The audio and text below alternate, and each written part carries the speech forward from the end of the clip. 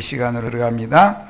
이번에는 베드로후서 2장 19절로 22절을 다 같이 본인의 성경으로 찾아서 읽고 시작을 하겠습니다. 베드로후서 2장은 거짓 선지자들에 대한 말씀이 2장 전체를 차지하고 있죠. 베드로후서 2장. 그런데 이제 마지막 부분만 볼 거예요. 다 읽으면 좋지만 그렇게는 엊그제는 유다서를 받고, 유다서는 베드로 사도의 베드로 후서 내용을 이제 다시 리바이벌한 그런 내용이죠. 베드로 후서를 봅니다. 자, 찾으셨죠? 19절부터 22절을 읽겠습니다. 그들에게 자유를 준다 하여도 자신들은 멸망의 종들이니 누구든지 진자는 이긴 자의 종이 됨이라. 그럼 무엇에게 졌다는 뜻인가? 영적인 범죄, 뱀의 미혹에 걸려 넘어졌다. 지금 그 말이고, 일곱 귀신이 들어오는 거 이제 저 시간에 아까 말씀했고, 그것은 유대교의 관념이 잔재로 남아있다가 새 말씀을 받았지만 나중에 유대교의 교리로 다시 돌아가는 경우를 지금 말하는 거예요. 이것은 이방인들을 말하는 게 아니에요. 믿은 유대인들에게 하는 말인 거예요. 예. 자, 그들이 오히려 멸망의 종들이 될 수가 있다. 이긴 자는, 진자는 이긴 자의 종이 됨이라. 이거 굉장히 어려운 말인데, 야곱과 이스라엘, 아직 우리 지체들은 뭐 이제 거기까지는 안 갔지만 창세기 그 내용을 보면은 쌍테로 리브가가 낳는데 형인 에서의 발꿈치를 붙잡고 나왔다는 거잖아요. 야곱이. 그래서 발꿈치를 잡았다 하는 뜻으로서 이것은 이기기를 다투는 자다. 먼저 나가려고 막 하는데 막 잡아다니고 내가 나가겠다 그러는데 아니야 내가 형이야 하고 먼저 에서가 나온 거지. 이제 비유지 이게. 이것이 이기기를 다투는 자. 야곱은 태생이 이기기를 다투는 자로 태어난 거예요. 그래서 그 인생이 괴로워. 매사를 지구는 못 사는 성품을 타고났으니 형 대신 몰래 아버지한테 가서 장자인 것처럼 해가지고 장자권을 축복을 받고 나서 형이 배고파 돌아오니까는 장자의 명분과 권리 다 팥죽한그릇으로 바꾸자 해가지고 하여튼 이 잔머리도 잘 굴러가고 그쪽으로는 지구는 어쨌든 지구는 못 사는 사람이 이 사람은. 그런데 이제 그런 성품이 세상 사람들이 보면은 저 사람 왜 저러지? 그런 사람 많죠. 많지만 타고나기를 그렇게 타고나서 이기는 자가 되지 않으면 안 돼. 자, 그런데 이걸 이제 잘 주님이 이기는 자로 이제 만들어줘야 되잖아요. 야곱이 이기기를 다툰다 해서 야곱이 이기는 게 아니니까. 그러다 보니까 이기기를 다투던 야곱을 꺾어버리고 쫄뚝발이 만들어 놓고 나서 나머지는 이스라엘로 새 사람을 만들어 놓는 얘기가 창세기잖아요. 예. 그러니 뭐 에서는 야곱처럼 고생 안 했어요. 아브라함 집에서 쫓겨났는데도 야곱같이 험악한 세월을 살지를 않아요. 야곱은 하여튼 세상 말로 매사가 다 안 돼. 뭔가가 꼬이고 자꾸 안 되고. 그런데 본인이 발버둥치면 안 되지만 하나님이 개입하시면 돼. 해가지고 내 힘으로는 안 되는구나. 하나님께 맡기고 하나님께 그냥 믿음으로 살아야 되는구나라는 것을 훈련을 시키는 거잖아요. 사람을 새 사람으로. 그래가지고 결과적으로는 이스라엘 백성, 이스라엘 민족을 대표하는 아버지 이스라엘이라는 사람이 된단 말이야. 야곱이 이스라엘 되기가 쉬운 게 아니죠. 그러니까 이런 것을 배우셔야 돼. 이제 우리 신앙생활에서도 이기기를 다투는 자에게 이김을 주시는 분은 주님이지 사람이 이기는 거는 다 소용없다. 사람이 이기는 것은 머리 좋아야 되고 힘이 있어야 되고 돈 많아야 되고 뭐 권력이 있어야 되고 다 그래야 되지 않아요. 사람을 굴복시키려니까. 그런데 그렇게 이기는 것은 육적으로 이기는 것이고 영적으로 이기는 자가 되려면 기본적으로 절름발이가 돼야 되고 남은 인생을 시험 중에서 사는 거예요. 내 힘으로 뭘 내가 앞장서면은 코가 뒤로 자빠지게 돼 있고 뒤로 자빠졌는데 코피 나오게 그 자빠지기는 뒤가 뒤로 자빠졌으니까 코피가 나오면 뒤통수가 깨져야 되는데 뒤로 자빠져도 코피가 터져버려. 참 신기한 일이야. 자꾸 그러다 보면 나서려고는 않지. 엄두가 안 나니까. 나서면 또 다치니까. 그런 다음에 아까 바울사도가 말한 그런 이제는 내가 사는 것이 아니요 내 안에서 그리스도께서 사는 것이다. 그러니까 늘 주님을 앞세울 수밖에 없는 사람으로 바꿔놓는 거예요. 자, 그 사람들에게나 영적인 유업을 물려주는 거다 이거예요. 자, 그 얘기를 지금 하는 거예요. 그러니까 그들에게 자유를 준다 하여도 이 그들은 거짓 선지자들인데 거짓 선지자들에게 미혹당하는 어리석은 신자들한테 거짓 선지자들이 와서 너희를 자유롭게 해준다 그러지만 죄에서 자유를 준다 이거 속생명파라고 그러죠. 그 사람들 말 들으면은 죄 생각도 안 나고 그냥 죄를 안 짓는다 막 이래가면서 전에 그 인천에 그 박 누구든가 그 이름도 이제 뭐 그 자매도 같이 열심히 내고 이제는 시간이 박상원이 참 사람 이름 되면 그렇지만 그 형제가 이 속생명파 사상이 그건 믿음이 아닌데 본인이 잘 믿는다 생각하고 있는 거예요. 막 내가 막 결심을 해가지고 막 죄를 안 지려고 그래서 이 사람 저 사람 쫓아다녀보고 그 속생명파 나한테 오면은 너 병 고쳐준다 뭐 한다 이제 이런 사람들 쫓아다니다가 나중에 지쳐가지고서는 에이 아무데도 안 가고 혼자 집에 있는다 지금 이제 이러는가 본데 참 불쌍하죠. 그런데 아무리 얘기를 해도 그 사람들 그때는 안 통해. 그러나 이제 그 왜 그러냐?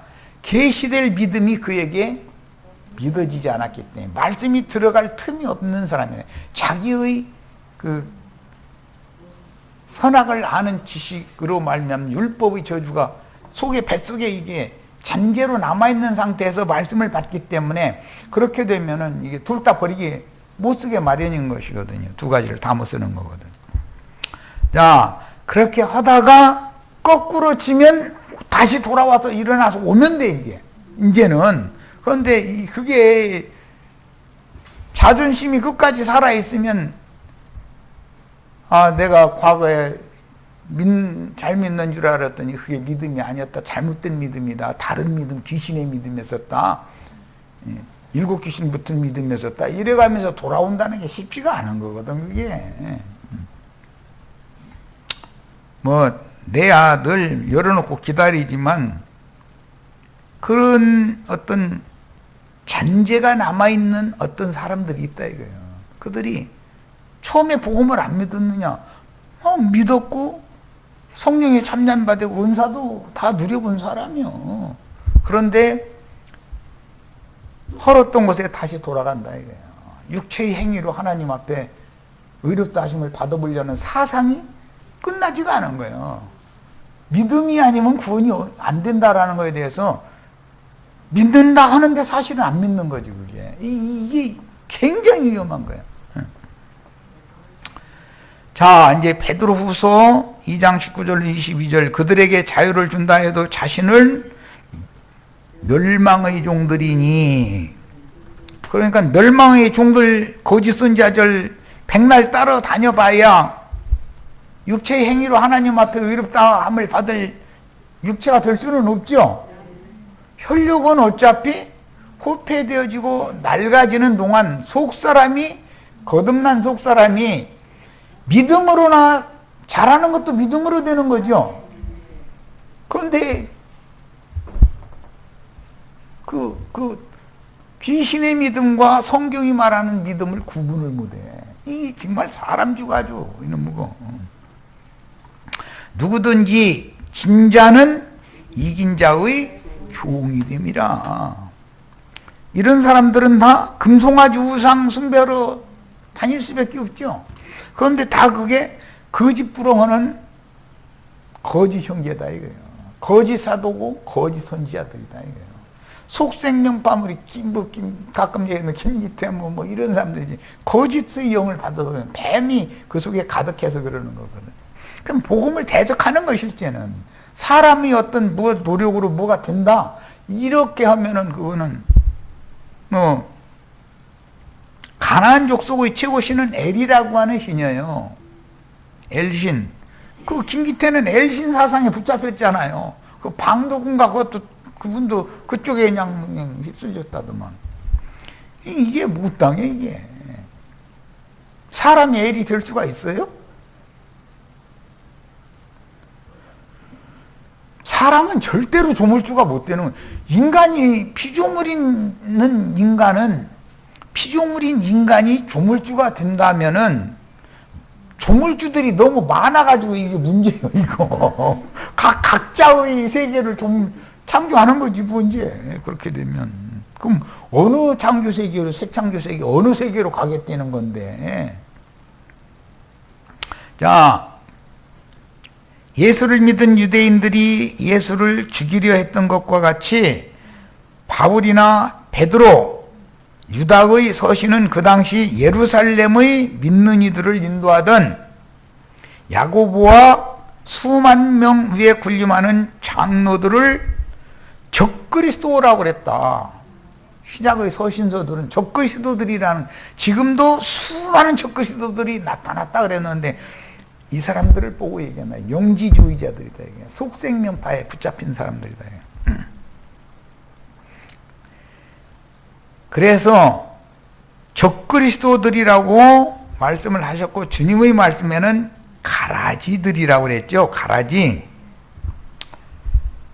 자, 오늘날도 거짓 형제들인 가라지들이 기독교계의 지도자들이 되어 있는 경우가 너무 많다. 이 말 자체도 못 알아듣는 사람들이 너무 많아요.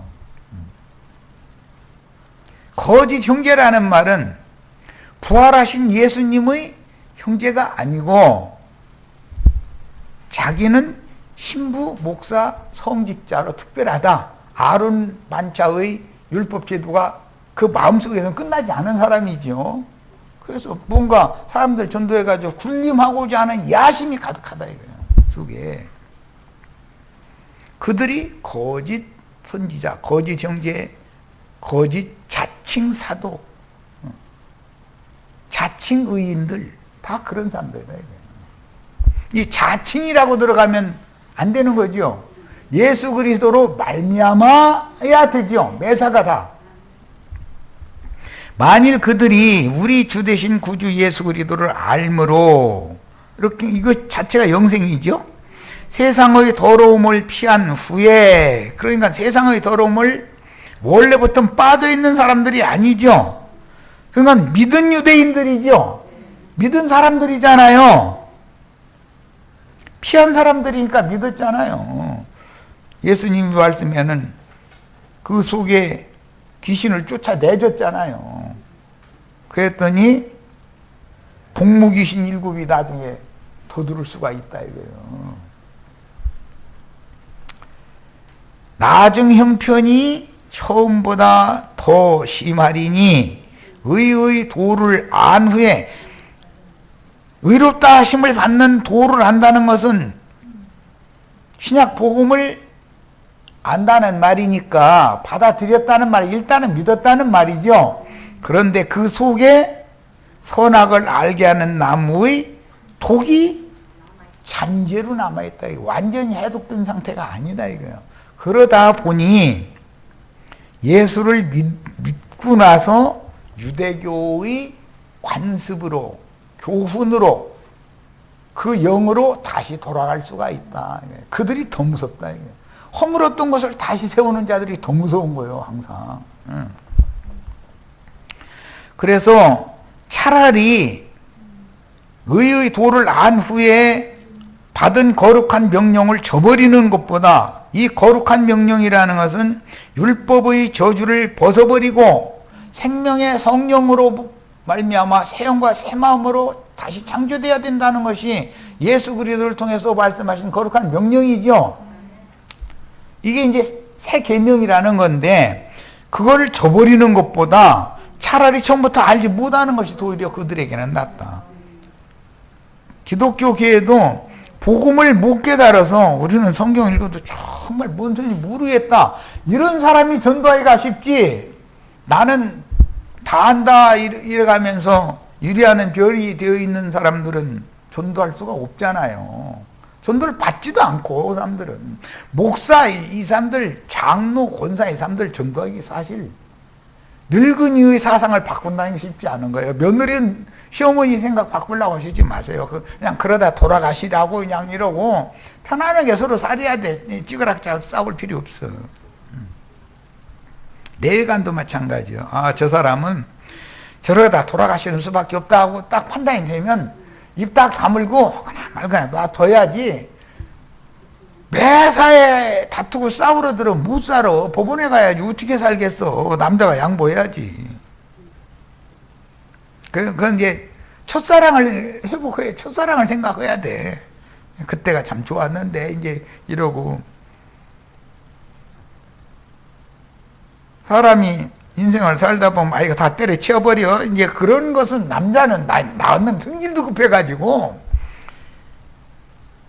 수도 없이 많아. 그렇지만 주님 앞에서 배운 것이 있기 때문에 그렇게를 못할 뿐이지. 같이 소리 질러서 뭐 유익할 게 뭐 있어. 결국은 갈 데는 한 군데밖에 없는데, 내가 법원에다 돈 안 갖다 줘도 법원은 돈 잘 벌어. 뭐 걱정할 것 없어. 참된 속담에 이르기를 개가 그 토하였던 것에 돌아가고 돼지가 씻었다가 더러운 구덩이에 도로 누웠다 하는 말이 그들에게 응하였도다.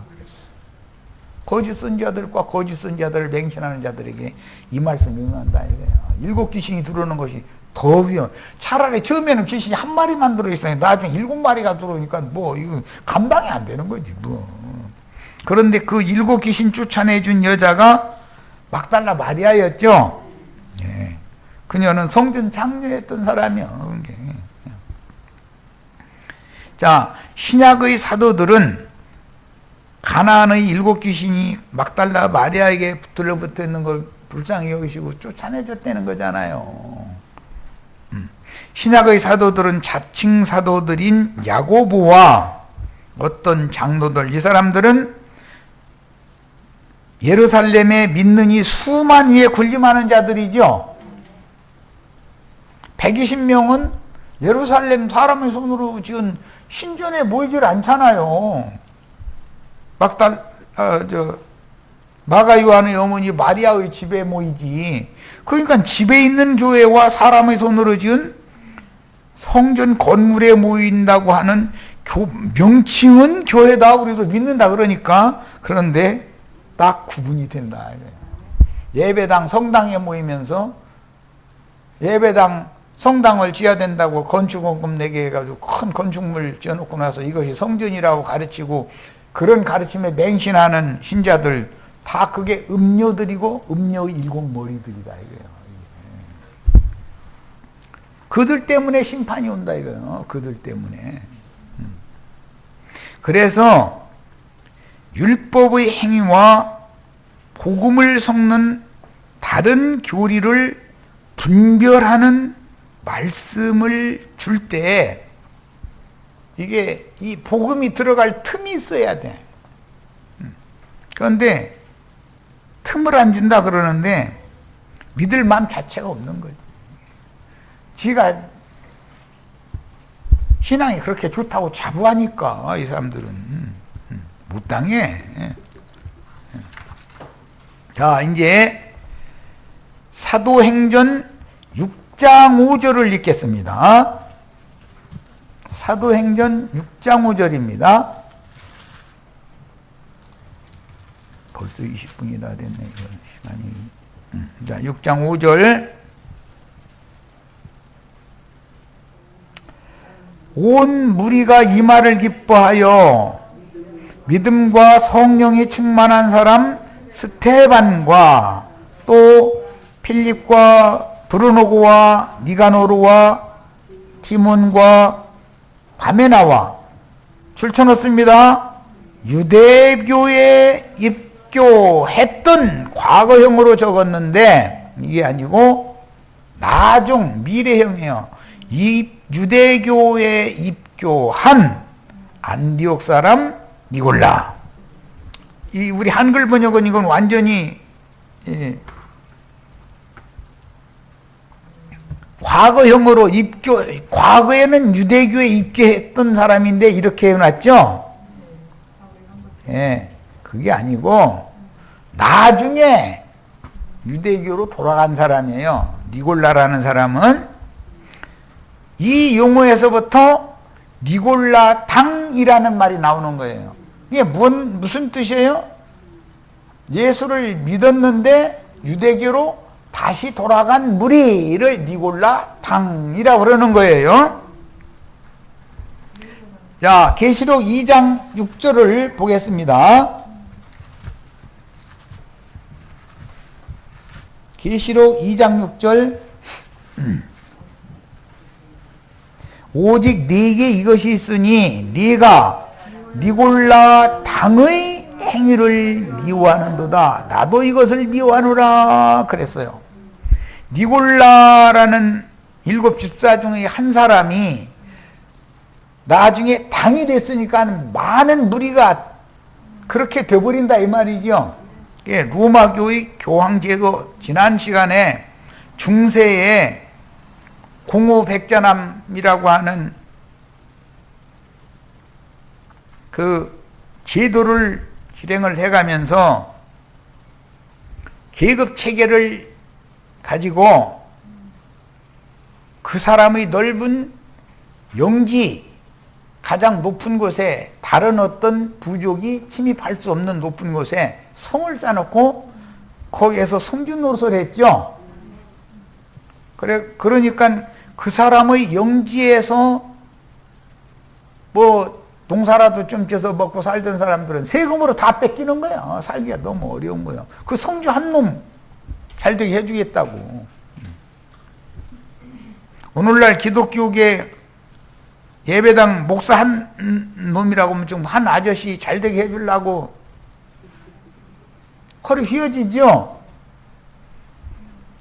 이런 짓거리가 매 세대에 지금 반복되어져 오고 그것이 당연한 것으로 하도 선전을 하니까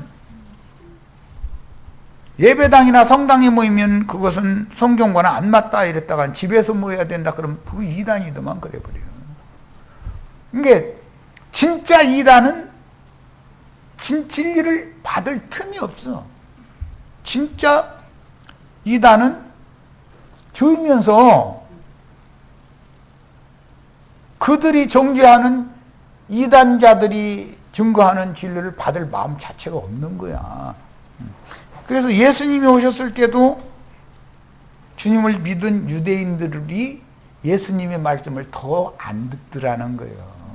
아예 유대교인들이면 뭐, 그 사람들은 그 사람들이니까 뭐 그러는데 믿는다고 하는데 사실은 실제로는 주님의 말씀을 고지곧대로 순수하고 진실한 말씀으로 받아들이지를 않는다.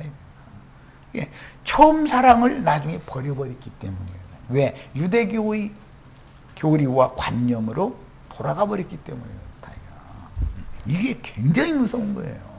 그런 것 보고 가라지 잘 돼봤자 축쟁이죠. 가라지들이죠. 대부분은 다른 예수 믿는 사람들이니까 영을 달리 받았으니까. 자, 이번에는 계시록 2장 15절 저 뒷면에 나오는데 거기까지 읽고 시작하겠습니다. 이와 같이 네게도 니골라당의 교훈을 지키는 자들이 있도다. 그러므로 회개하라. 자, 버가모 교회에 가면 니골라당이 교리를 만들어 가지고, 즉 조직신학 교리로 이제 행위만 하는 것이 아니라 교리를 만들어 가지고 너무 당연한 것처럼 세뇌시키는 거예요. 이제 그러다 보니까 그런 중세의 성주 노릇하는 놈들이 생기기 마련이고, 교황 밑에 추기경들 그 제도를 신부 제도를 하기 마련이에요. 거기서 개혁을 했다고 했는데 그 니골라당의 행위 자체는 버리지를 않으려고 그래요.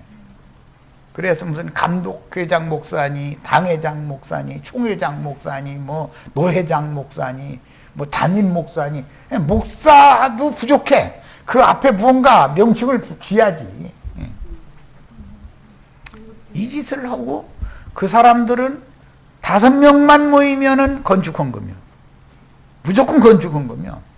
그 사람들의 꿈은 건물 하나 세우는 거예요. 그럼 그게 지 왕국이니까 평생 먹고 사는데 아무 지장 없으니까 건물만 하나 있으면 지나가는 동네 새로 이사 오는 사람들이 가까운 데 간다고 찾아오게 돼 있는 거거든, 그건. 그래서 사람의 손으로 지은 그런 건물 신전에서 신앙생활을 하는 것은 성경과 맞지 않다라고 가르치면 내가 이다뇨. 이게 정말 이게 힘든 인간들이요. 그렇게 하시다가 돌아가셔야 돼. 자, 이제 사도행전 12장 17절을 읽겠습니다.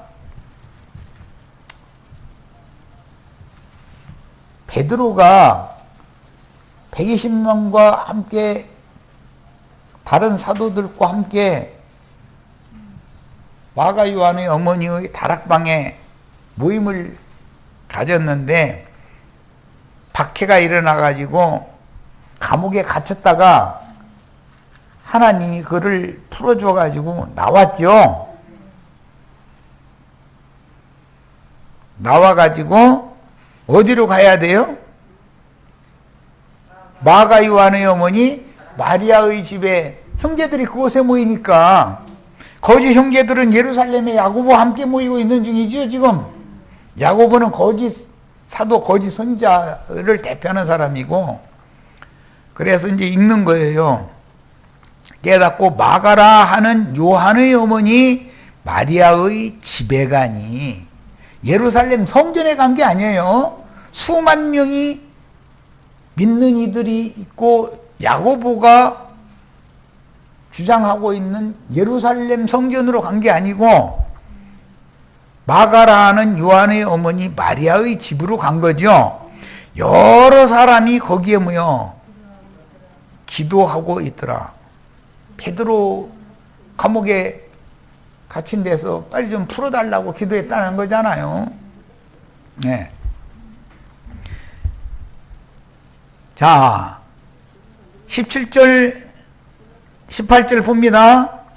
베드로가 그들에게 손짓하여 조용하게 하고 주께서 자기를 이끌어 옥에서 나오게 하던 일을 말하고 또 야고보와 형제들에게 이 말을 전하라 하고 떠나서 다른 곳으로 가니라. 그러니까 야고보와 형제들은 마가 요한의 어머니 마리아의 집에 함께 모이지 않고 있는 거죠, 지금 하는 말씀을 잘 하셔야 돼.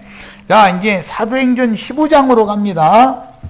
바울 사도가 이방 땅에 나가서 복음을 전하고 예루살렘에 올라가서 사사로이 야고보와 베드로와 요한, 주로 이 세 형제에게 사사로이 이렇게 이방인들도 복음을 받아들인다 라고 얘기를 하는 거예요.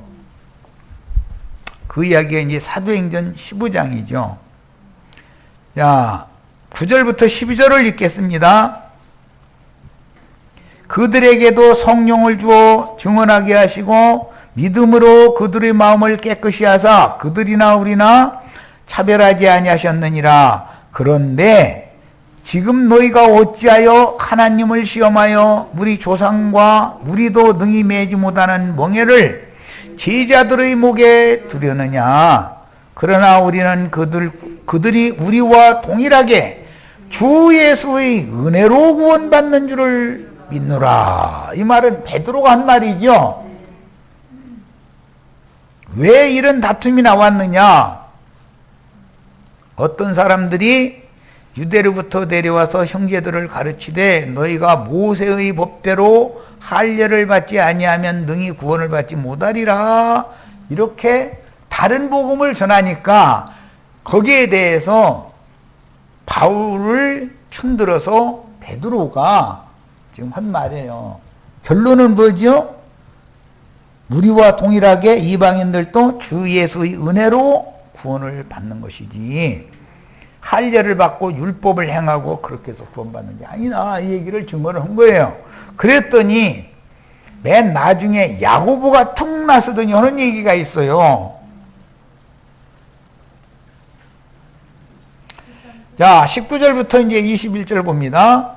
그러므로 내 의견에는, 이건 야고보 얘기죠.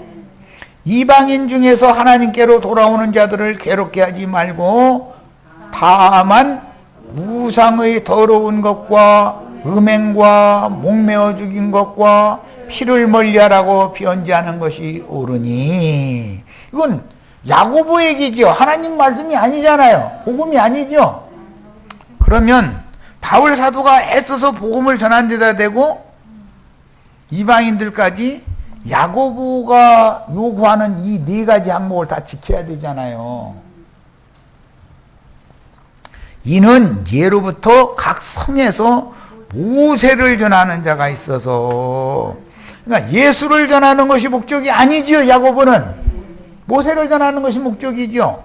해가면서 유대교 모세의 율법 교리로는, 유대교라는 건 안식일 교인들이니까 안식일마다 회당에서 그의 글을, 즉 모세의 글을 읽기 때문이다. 그랬어요. 모세의 글을 읽음으로 예수 그리스도께로 중매를 받아야지, 예수 그리스도를 배척하고 모세에게로 다시 돌아가면 돼요, 안 돼요? 그런데 겉으로 볼 때는 너무 잘 믿는 사람 같다. 막 눈이 반짝반짝 빛나, 얼굴도 해같이 빛나고. 예. 못당해 이 사람들. 자, 사도행전 이제 21장 18절로 21절 빨리 읽고 마치겠습니다. 사도행전 21장입니다. 바울 사도가 로마로 죄수가 되어져서 끌려가게 되는 원인 제공을 야고보가 지금 하는 얘기예요. 21장 18절로 21절 읽겠습니다. 그 이튿날 바울이 우리와 함께 야고보에게로 들어가니 장로들도 다 있더라. 야고보와 장로들은 예루살렘 성전에 수만 명이 믿는 사람들이에요. 유대교인들도 있고, 유대인 중에 믿는 이들을 수만 명 위에 군림하는 사람이 야고보와 장로들이었잖아요. 진실한 형제들은 마가 요한의 어머니 마리아의 다락방에 지금 모이고 있죠. 이걸 구분을 잘 하셔야 돼. 그런데 똑같은 성경을 읽어도 이런 것이 아무리 얘기를 해도 들어오지도 않고 눈이 안 열리는 사람들이 너무 많어. 아니, 난 답답해 죽겠어. 그때 당시 예루살렘에서는 야고보가 왕노릇 하고 있으니 바울이 이방에 복음을 전하면 예루살렘에 올라갈 때마다 야고보에게 들렸다, 이런 말이야. 장로들도 다 있더라. 바울이 무난하고 하나님이 자기 사역으로 말미암아 이방 가운데에서 하신 일을 낱낱이 말하니 그들이 듣고, 이건 야고보와 장로들이 듣고 그 말이에요. 하나님께 영광을 돌리고 바울더러 이르되 형제요. 이렇게 바울을 형제라고 부르는 건 지금 이게 거짓 형제들이 부르는 말이죠. 그대도 보는 바에 유대인 중에 믿는 자 수만 명이 있으니, 다 유대인 중에 믿는 자 수만 명은 120명과 다르죠. 수만 명과 120명이 다른 것은 집에 있는 교회에 모이느냐, 사람의 손으로 지은 성전에 모이느냐와 다른 거예요. 그것이 다른 거예요. 첫째는 수만 명이 있으니 다 율법에 열심히 있는 자라. 수만 명이 예수를 믿는데, 믿느니 수만 명이 뭐에 열심을 내? 예수 그리스도께 열심을 내요? 율법에 열심을 내요? 아, 이게 얼마나 놀라운 얘기인지를 알아야 돼요. 우리는 바울 사도는 원래 율법에 열심을 내다가 나중에 예수 그리스도께 열심을 내는데 미쳐버렸죠, 완전히. 율법에 열심 내는 자들이 그때 당시 수만 명이었었어. 그들의 계보가 결국은 거짓 형제, 거짓 사도, 거짓 선지자, 니골라당, 발람이 되었다, 그런 말이에요. 오늘날의 신부제도, 목사제도가 우연히 된 게 아닌 거다. 이것을 이 시간에 지금 증거를 한 거예요. 여기까지서 마칩니다.